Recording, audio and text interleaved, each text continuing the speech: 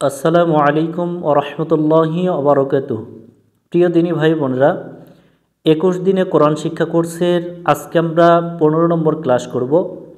আমরা 1 থেকে 14 নম্বর ক্লাস পর্যন্ত 15 নম্বর তাজবিদ শিখছি এবং অক্ষরগুলো শিখছি জের জবর পেশ থেকে শুরু করে।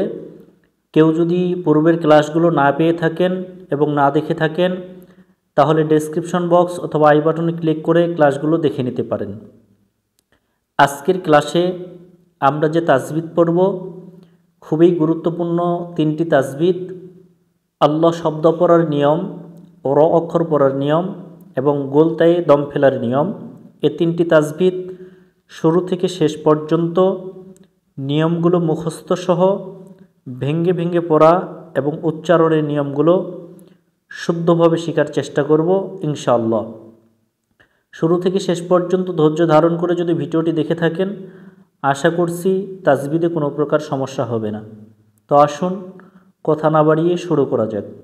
আউযু বিল্লাহি মিনাশ শাইতানির রাজীম। বিসমিল্লাহির রহমানির রহিম।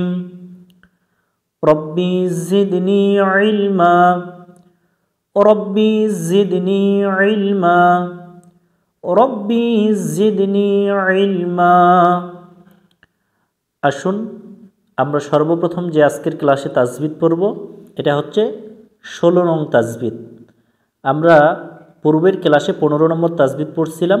তাজবিদের নাম ছিল সাদিদা, অর্থাৎ শক্ত করা। আর আজকে 16 নং তাজবিদ হচ্ছে আল্লাহ শব্দ পড়ার নিয়ম।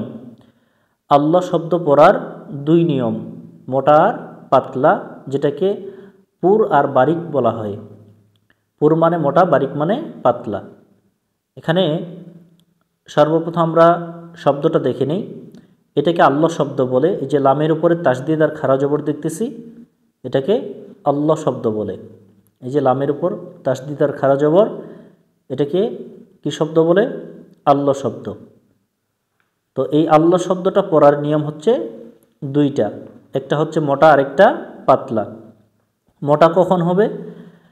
এখানে মাস্ক দিছে আল্লাহ শব্দের ডাইনে যদি জবর অথবা পেশ হয়, আল্লাহ শব্দের লামকে মোটা করে পড়তে হয়, অর্থাৎ জবরে আকার ছাড়া পড়তে হয়। তাহলে এটা হচ্ছে আল্লাহ শব্দ। কোরআন পড়া বা আরবি পড়া শুরু হয় ডান পাশ থেকে। তো এখানে বলছে আল্লাহ শব্দের ডাইনে যদি জবর অথবা পেশ হয়, জবর অথবা পেশ। আল্লাহ শব্দের ডান পাশে এখানে জবর আছে, তো আল্লাহ শব্দের লামকে মোটা করে পড়তে হবে, অর্থাৎ জবরে আকার ছাড়া। আমরা লাম জবর লা পড়ছি, কিন্তু এটা আল্লাহ শব্দ হওয়ার কারণে লাম জবর ল পড়তে হবে, লা পড়া যাবে না। এবং আল্লাহ শব্দের ডান পাশে পেশ হলে আল্লাহ শব্দের লামকে মোটা করে পড়তে হবে। ডান পাশে যে কোনো অক্ষর থাকতে পারে, আমরা খেয়াল করব যে অক্ষরটার উপরে জবর আছে নাকি পেশ আছে। যদি জবর আর পেশ থাকে তাহলে কি হবে? মোটা হবে। আর মোটা হলে জবরে আকার পড়া যাবে না, অর্থাৎ ল পড়তে হবে, লা পড়া যাবে না। এরপরে আল্লাহ শব্দের ডাইনে যদি জের হয়, আল্লাহ শব্দের লামকে পাতলা করে পড়তে হয়, অর্থাৎ জবরে আকার ধরে পড়তে হয়। আল্লাহ শব্দের ডান পাশে জের আছে, এখানে লামটা পাতলা করে পড়তে হবে, অর্থাৎ এটা লা পড়তে হবে, জবরে আকার ধরে পড়তে হবে। এখানে আবার ল পড়া যাবে না। কেন? আল্লাহ শব্দের ডান পাশে জের আছে। তাহলে আল্লাহ শব্দের ডানে জবর আর পেশ হলে মোটা করে পড়ব, জের হলে পাতলা করে পড়ব। আসুন আমরা মাস্কটা মুখস্থ করে নিই। আল্লাহ শব্দের ডাইনে যদি জবর হয়, আবার আল্লাহ শব্দের ডাইনে যদি জবর হয়, আল্লাহ শব্দের ডাইনে যদি পেশ হয়, বলেন আল্লাহ শব্দের ডাইনে যদি কি হয়? আল্লাহ শব্দের ডাইনে যদি পেশ হয়, আল্লাহ শব্দের ডাইনে যদি জবর হয়, আল্লাহ শব্দের ডাইনে যদি জের হয়। আগে এটুকু মুখস্থ করে নেব। আল্লাহ শব্দের ডাইনে যদি জবর হয়, আল্লাহ শব্দের লামকে মোটা করে পড়তে হয়, আল্লাহ শব্দের লামকে মোটা করে পড়তে হয়। আল্লাহ শব্দের ডাইনে যদি জবর হয়, আল্লাহ শব্দের লামকে মোটা করে পড়তে হয়। আল্লাহ শব্দের ডাইনে যদি পেশ হয়, আল্লাহ শব্দের লামকে মোটা করে পড়তে হয়। আল্লাহ শব্দের ডাইনে যদি জবর হয় আল্লাহ শব্দের লামকে মোটা করে পড়তে হয়। আল্লাহ শব্দের ডাইনে যদি জের হয় আল্লাহ শব্দের লামকে পাতলা করে পড়তে হয়। এই মাস্কটা আমরা মুখস্থ করে নিব অবশ্যই। আ মিলবে লামের সাথে আল, আবার আ মিলবে লামের সাথে আল, ল, লা পড়া যাবে না, ল। আল্লাহ শব্দের ডাইনে যদি জবর হয় আল্লাহ শব্দের লামকে মোটা করে পড়তে হয়। শাপলা ফুল যেখানে মোটা হবে সেখানে জবরে আকার পড়া যাবে না। লামের উপর খাড়া জবর এক আলিফ টানতে হয়। এক লেখা যেখানে এক আলিফ টানতে হবে সেখানে। এরপর হু মিলবে মিমের সাথে হুম, হাফেশ হু হয়, এটা মিমের সাথে মিলাই দিব। হু মিলবে মিমের সাথে হুম,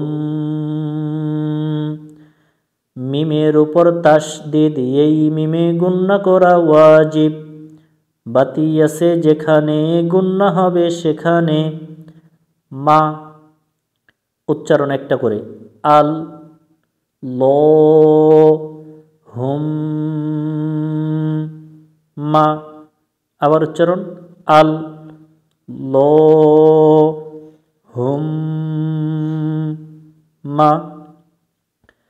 না, জবরের বামে খালি আলিফ এক আলিফ টানতে হয়। এক লেখা যেখানে এক আলিফ টানতে হবে সেখানে।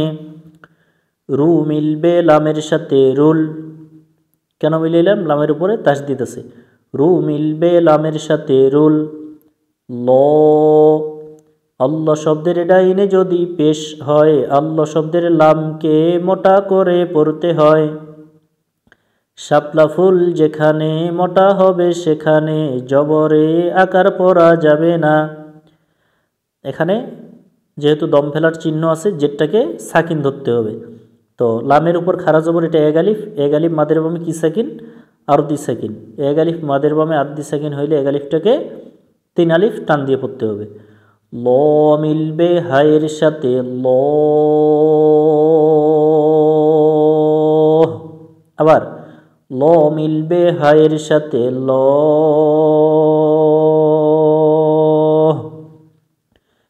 এক আলিফ মাদের বামে আরদি সাকিন হইলে তিন আলিফ টানতে হয়।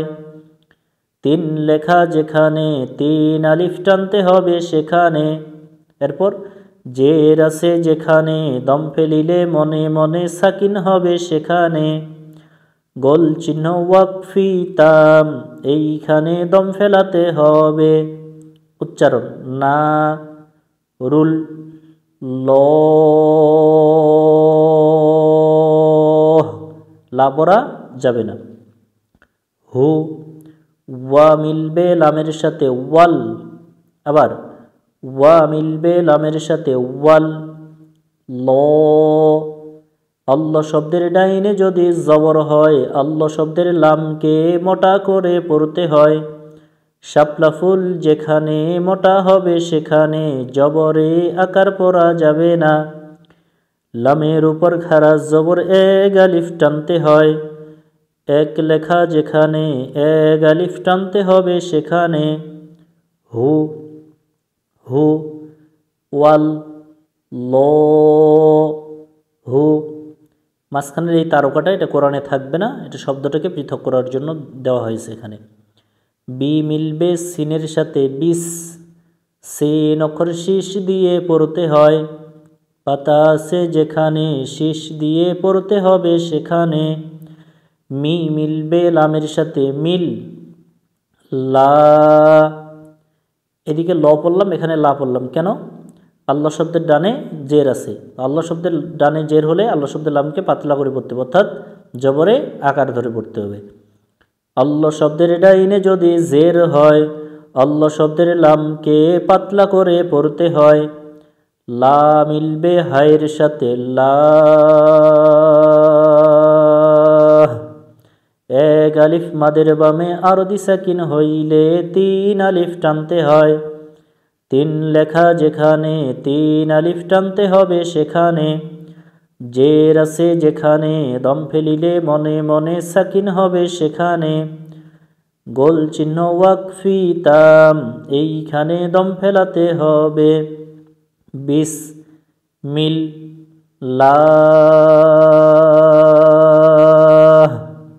তাহলে তাজবিদের মূল যে বিষয়, আল্লাহ শব্দের ডানে জবর হলে লাম মোটা হবে, আল্লাহ শব্দের ডানে পেশ হলে লাম মোটা হবে, আর জের হলে লাম পাতলা হবে। তো মোটা হলে আমরা কি পড়ব? ল, আর পাতলা হলে লা। শুরু থেকে আপনারা এইভাবে বানান করে ভেঙে ভেঙে শব্দগুলো সুন্দর করে পড়ার চেষ্টা করবেন। কোনো জায়গাতে বুঝতে সমস্যা হলে অবশ্যই কমেন্ট করে জানাবেন। আজকের ক্লাসের দ্বিতীয় যে তাজবিদ আমরা পড়ব, এই তাজবিদ হচ্ছে 17 নং তাজবিদ, র অক্ষর পড়ার নিয়ম। র অক্ষর দুই নিয়মে পড়তে হয়, মোটা আর পাতলা। মাস্ক র অক্ষরে জবর থাকলে মোটা করে পড়তে হয়, আবার র অক্ষরে পেশ থাকলেও মোটা করে পড়তে হয়। র অক্ষরে যদি জবর থাকে তাহলে মোটা করে পড়তে হবে। তাহলে যেই অক্ষরটা মোটা করে পড়তে হয় ওই অক্ষরটা জবর আকার পড়া যাবে না, অর্থাৎ রা পড়া যাবে না, ও র পড়তে হবে। রয়ের উপর পেশ থাকলেও মোটা করবো, রু। রু পাতলা করা যাবে না, রু মোটা করব আমরা। এরপরে বলছে কি র সাকিন ডাইনে জবর মোটা করে পড়তে হয়, অর্থাৎ এই যে রয়ের উপরে সাকিন আছে, ডান পাশে যদি জবর থাকে যে কোনো অক্ষরের উপর তাহলে মোটা হবে। আ মিলবে রয়ের সাথে, আওর, আওর, আর পড়া যাবে না, আওর। এরপরে র সাকিন ডাইনে পেশ মোটা করে পড়তে হয়, রয়ের উপরে সাকিন আছে, ডাইনে পেশ আছে, মোটা করে পড়ব। উর, উর, উর পড়া যাবে না, উর মোটা করে পড়বো আমরা। তাহলে র অক্ষরে জবর পেশ হলে মোটা হবে, আর র সাকিন ডাইনে জবর আর পেশ হলে মোটা হবে, কিন্তু রয়ের নিচে জের হলে পাতলা করে পড়তে হবে। আসুন পড়ে নিই আমরা। র, আবার র, র অক্ষর মোটা করে পড়তে হয়, শাপলা ফুল যেখানে মোটা হবে সেখানে জবরে আকার পড়া যাবে না।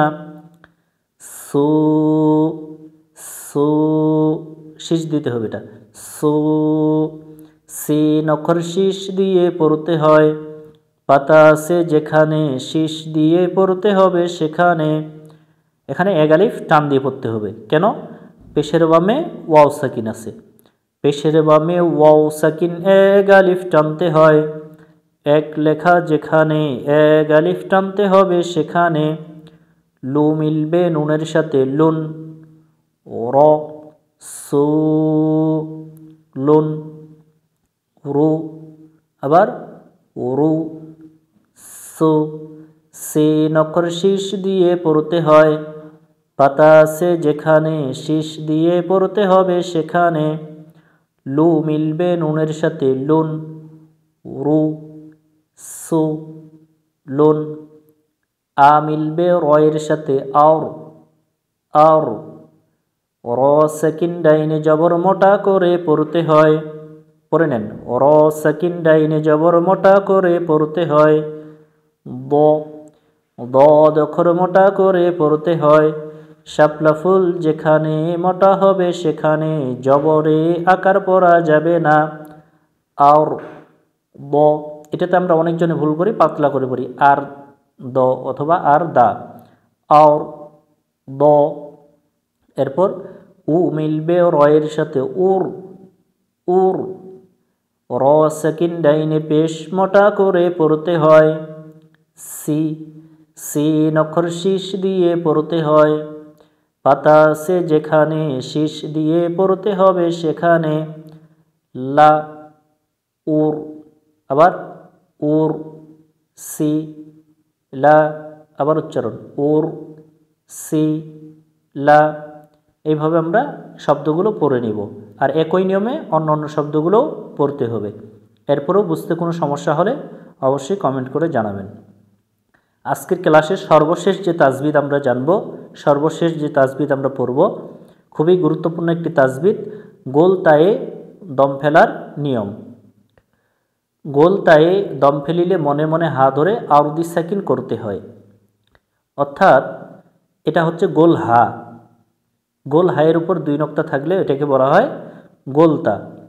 আবার বলতেছি, এটা হচ্ছে গোল হা, গোল হায়ের উপর দুই নক্তা থাকলে এটাকে বলা হয় কিতা, গোলতা। তো আজকের তাজবিদ হচ্ছে এখানে গোলতায় দম ফেলার নিয়ম। তো গোলতায় দম ফেললে কি করতে হবে? গোলতায় দম ফেলিলে মনে মনে হা ধরে আর 2 সেকেন্ড করতে হবে। অর্থাৎ এখানে যদি আমরা দম ফেলি তাহলে এই গোলতাটাকে আমাদের হা ধরতে হবে, অর্থাৎ নক্তা দুইটা ধরা যাবে না। আর উপরে যে চিহ্নগুলো থাকবে জবর জের পেশ, 2 জবর 2 জের 2 পেশ, আমরা জানি 2 জবরে দম ফেলিলে এক আলিফ টানতে হয়, কিন্তু গোলতায় 2 জবর থাকা সত্ত্বেও এক আলিফ টানা যাবে না, 2 জবরও সাকিন ধরতে হবে। এটা শুধু গোলতায়ের বেলায়, আমরা এটা একটু খেয়াল করে পড়ব। তাহলে গোলতায় দম ফেললে মনে মনে হা ধরে আরও 2 সেকেন্ড করতে হয়, এটা আমরা আরও 2 সেকেন্ড করে নিব। আসুন ছন্দটা আগে মুখস্থ করে নিই। গোলতায়ে দম ফেলিলে, আবার গোলতায়ে দম ফেলিলে 5-7 বার অবশ্যই পড়ে নেবেন। গোলতায়ে দম ফেলিলে, আবার গোলতায়ে দম ফেলিলে মনে মনে হা ধরে আরও 2 সাকিন করতে হয়, মনে মনে হা ধরে আরও 2 সাকিন করতে হয়। গোলতায়ে দম ফেলিলে মনে মনে হা ধরে আরও 2 সাকিন করতে হয়, আবার গোলতায়ে দম ফেলিলে মনে মনে হা ধরে আর 2 সাকিন করতে হয়। আসুন পড়ার দিকে যাই আমরা। খ, আবার খ, খ অক্ষর মোটা করে পড়তে হয়, শাপলা ফুল যেখানে মোটা হবে সেখানে জবরে আকার পড়া যাবে না। লি, জেরের বামে ইয়া সাকিন এক আলিফ টানতে হয়, এক লেখা যেখানে এক আলিফ টানতে হবে সেখানে। ফা মিলবে হায়ের সাথে ফাহ, এটা কিন্তু তা, আমরা কেন হা বললাম? কারণ গোলতায় দম ফেললে এটাকে তা ধরা যাবে না, হা ধরতে হবে। আবার ফা মিলবে হায়ের সাথে ফাহ, গোলতায়ে দম ফেলিলে মনে মনে হা ধরে আর 2 সাকিন করতে হয়। 2 পেশ আছে যেখানে দম ফেলিলে মনে মনে সাকিন হবে সেখানে। গোল চিহ্ন ওয়াকফি তাম, এইখানে দম ফেলাতে হবে। খ, লি, ফাহ, আবার খ, লি, ফাহ। এরপরে যা, জবরের বামে খালি আলিফ এক আলিফ টানতে হয়, এক লেখা যেখানে এক আলিফ টানতে হবে সেখানে। রি, ইয়া মিলবে হায়ের সাথে ইয়াহ, আবার ইয়া মিলবে হায়ের সাথে ইয়াহ, গোলতায়ে দম ফেলিলে মনে মনে হা ধরে আর 2 সাকিন করতে হয়। 2 পেশ আছে যেখানে দম ফেলিলে মনে মনে সাকিন হবে সেখানে। গোল চিহ্ন ওয়াকফি তাম, এইখানে দম ফেলাতে হবে। যা, রি, ইয়াহ, আবার যা, রি, ইয়াহ। স, আবার স, এই অক্ষরটা মোটা করে পড়তে হবে এবং শেষ দিয়ে পড়তে হবে। সদ অক্ষর মোটা করে পড়তে হয়, শাপলা ফুল যেখানে মোটা হবে সেখানে জবরে আকার পড়া যাবে না। সদ অক্ষর শীষ দিয়ে পড়তে হয়, পাতা আছে যেখানে শীষ দিয়ে পড়তে হবে সেখানে। লামের উপরে খাড়া জবর এক আলিফ টানতে হয়, এখানে ওয়ার সাথে কোনো কিছু নেই, এটা ধরা যাবে না, এটা বাদ দিতে হবে। এখানে যদি আমরা দম ফেলি তাহলে গোলতাটা, এটা আমরা উপরে জবরটাকে সাকিন ধরে নেব এবং গোলতাটাকে হা ধরব। তো এক আলিফ মাদের বামে কি সাকিন হবে? আর 2 সেকেন্ড। এক আলিফ মাদের বামে আর 2 সেকেন্ড হলে এক আলিফকে 3 আলিফ টানতে হবে। লা মিলবে হায়ের সাথে লা,